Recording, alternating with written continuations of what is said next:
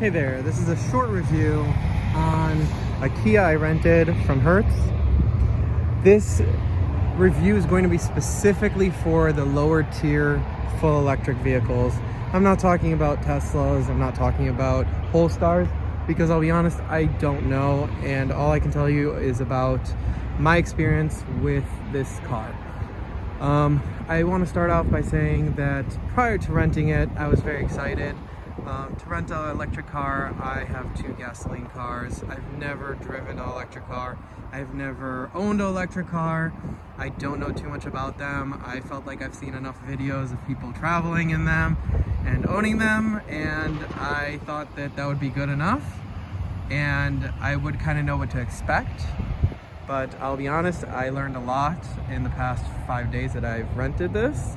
And I really want to share because I think these are things that people don't talk about, at least not as much and as blunt as I'm going to try to put it. I'm not going to tell you if it's good or bad. Hopefully, I'm going to try not to tell you if it's good or bad, and you'll take it in your own way and with your own understanding. So what I rented was a 2024 Kia Niro. It was a manager special, so it was cheaper, and I didn't really know what I was gonna get. I thought maybe it would be a Polestar. I don't really know if it matters or changes anything, but again, I'm not going to talk about the Polestar. I'm only going to talk about this Kia. This Kia is a nice car. It's a 4-door sedan with a kind of hatchback that is electric, that opens. It's pretty comfortable, but there's a lot of things that you guys need to know, especially if you're traveling from out of the country, but also even if you live in the States. I rented this car because I wanted to do a trip from Atlanta, Georgia to South Carolina, and it was about 350 mile distance. When I looked at the advertising, it said 250 miles. I took 250 miles as if that's really what the car can do. And I'm like, oh, I'm gonna stop and charge at one place and I'll make it to the hotel, and it's maybe gonna be fun. It's gonna be an experience. I'll get to learn about what it's like to drive an electric car, what it's like to charge an electric car. I thought that it would be nice. I'm like, it maybe calms people down and they kind of take it more chill. So, first off, if you're traveling by yourself, it is very hard. There are several different apps that you need to download to figure out where the charging stations are, how good the charging stations are, if they're working, if they even have availability. Sometimes you can come to a charging station. So this is a charging station, has 2 charging ports, and there could be 2 vehicles here, and I could have 10% battery, and I'm just gonna have to wait an hour to an hour and 20 minutes just to start charging my vehicle. So that is something to take in consideration. We are outside, there is no roof above us. It's not raining, but what if it was raining? How fun would that be to sit here for an hour and 20 minutes while somebody else is finishing charging his car, to then wait here another hour to charge my car. This car, when it says 250 mile radius, I did receive it with a full battery and it had about 250 miles. Starting to drive, I'm not an aggressive driver, and most of my driving was highway with an average of about 70 miles per hour with cruise control. So I just put it on cruise and we drove the whole way. The car does not get 250. Let's say, I would say it averages about 70% of what it shows you. So let's say, obviously didn't do the math prior, but if it says 250 miles, you're actually going to be maybe doing 200 miles on a full charge, which on a full charge, you usually don't get to chargers with 0% or even, 10%. Usually you're going to try to get to chargers with about 15% to 20%. So your charge is going to be a better charge.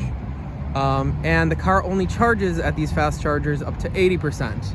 Because once you get to 80%, it becomes extremely slow to get to that 100%. So basically you're only going to be charging between 20 to 80, which you're looking at a distance of about 130 to 150 miles in this car. So that's something to take into calculation. When I travel, if I was going to rent the same exact size car in a gasoline, it would have cost me about one gas tank to do 350 miles. And that gas tank would have been, in today's market, all around here, the gas is a little less than $3 a gallon. You're gonna be looking at about $30 to $35 to get 350 miles. In this car, there is no regulation for these places on how much to charge me for my kilowatts. So most places can charge 40, 50 cents per kilowatt. And then I've been at places where it charged me $1.60 a kilowatt. Besides the fact that, again, like, I didn't study as much about where I'm going for my trip as much as I've been studying with my spouse in the car about how to use this car. It is absolutely crazy the amount of stress that this put on our trip. That is, if you're traveling from out of country, it is not worth it. We could be at a charger to charge between 20 to 80%. Some chargers, we could be over an hour sitting at the charger. And that is at average of what these chargers are, because even though it says that this car is 65 kilowatts, this is the only first place out of our trip, and I've already been at, I think, 15 charging stations that really got around 60 kilowatts. Usually we average around 40 kilowatts, and then sometimes it goes down to 20 or 17. And it's at stations where they say that they get up to 300 kilowatts. So obviously it has to do with temperature, it has to do with the station itself, what condition the station's in, but we're going to random stations that online, they say that they're good, they say that the kilowatts, and it could be that even other cars next to us get better kilowatts than us, and it could be because of this Kia. I'm not an electrical engineer. I don't really know how these work 100%. When it comes to kilowatts and their conversion and their battery charging point and everything. I have zero clue. I thought it was gonna be fairly easy and fun, which it's not.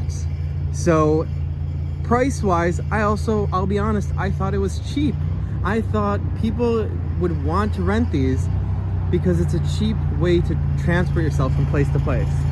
This car, going that same 350 miles, cost me almost $80 going one way, and that doesn't include the cost of the 100% that I received the car in. Going back, I'm still about an hour away from my destination, and almost every time I charge it, it charges about $20, and $20 will get me about 100 miles. And I don't know, again, obviously this could be a defective car. I don't believe it's defective because I believe that these cars are computers. If something was wrong, it would have alerted me that something's wrong, and it maybe would stop working and break me somewhere. So I don't want to think that maybe something's wrong, which obviously it could be. But the fact behind it is you're traveling, you're going cross country. Doesn't even matter. You're coming to, let's say you want to rent it. Usually when we rent cars, we rent it for several different reasons. Sometimes because our car's in the shop, which if you have an electric car and yours is in the shop, this could be a perfect replacement. But if you're traveling, if you want to just test and see what an electric car is like, there's so many factors you need to put into this car that you don't even know yet. So let's say you're traveling cross country and you have your luggage in your car.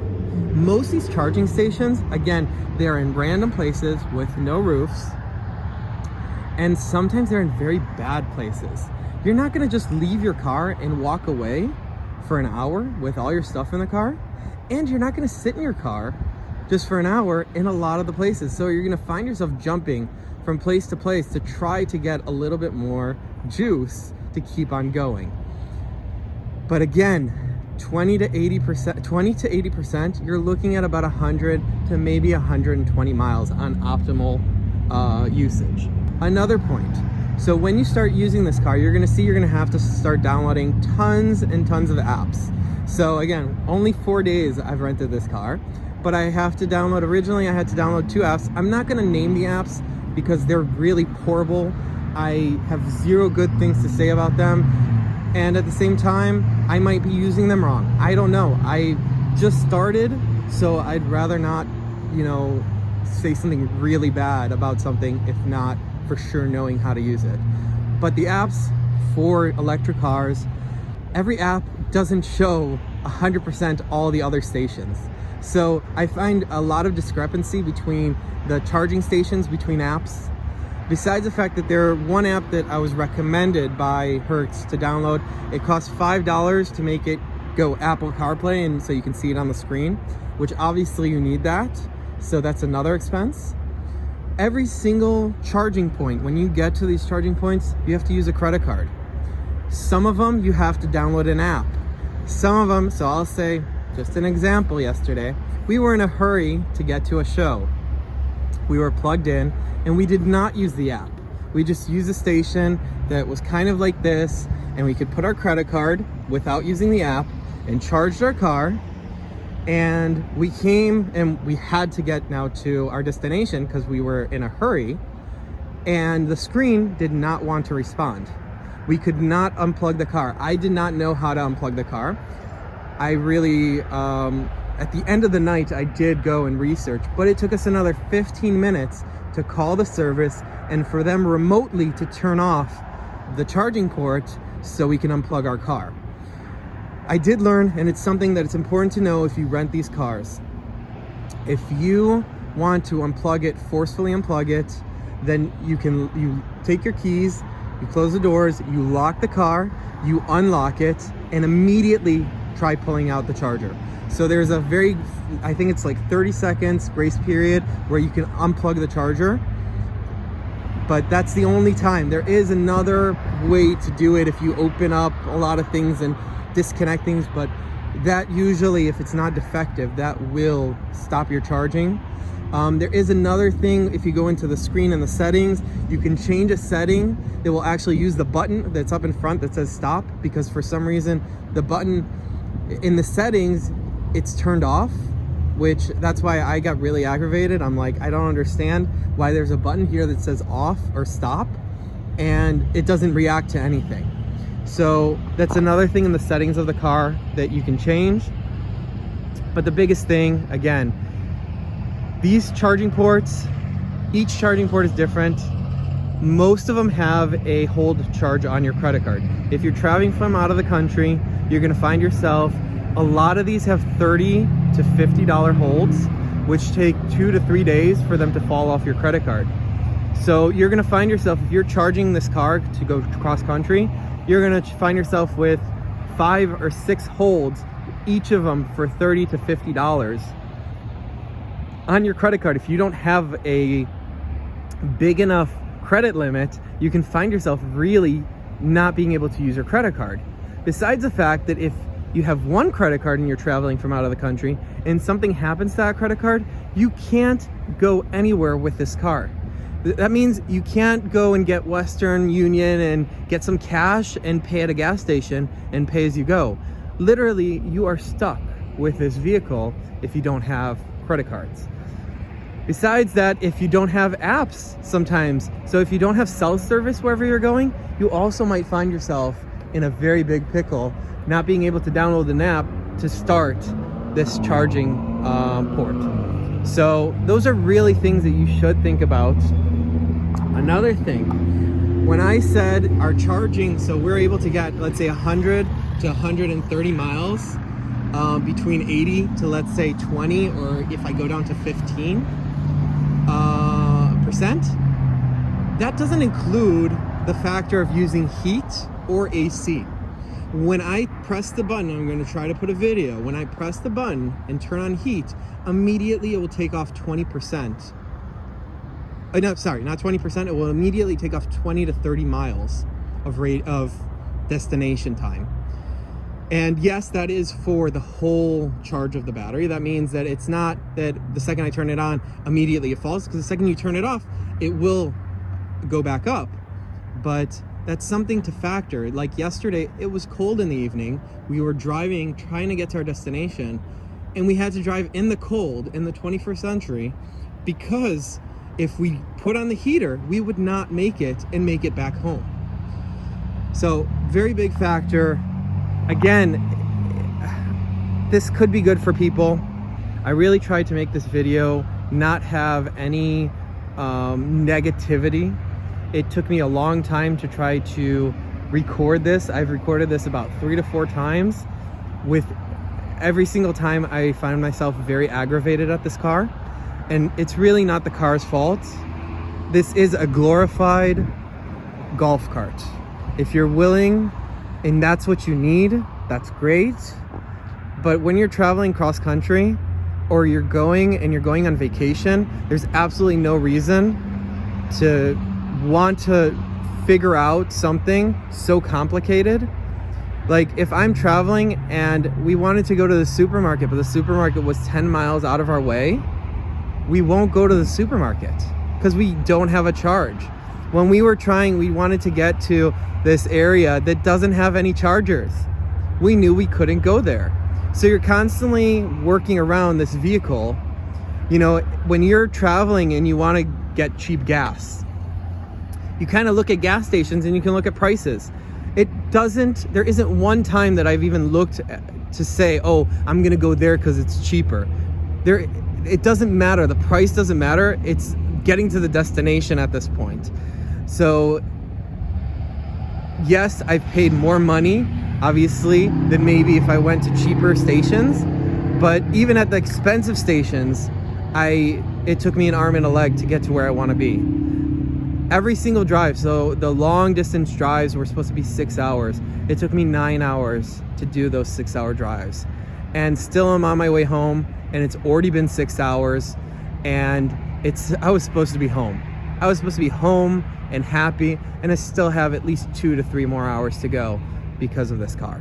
So if you're thinking about it and you think it's cool, I feel like everybody that talks about these cars owns them and feels uncomfortable to say that this is not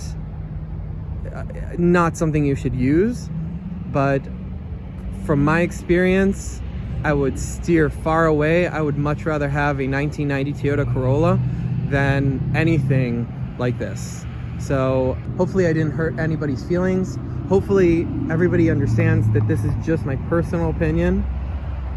And hopefully I helped somebody not be in the same predicament I am in. Have a great day.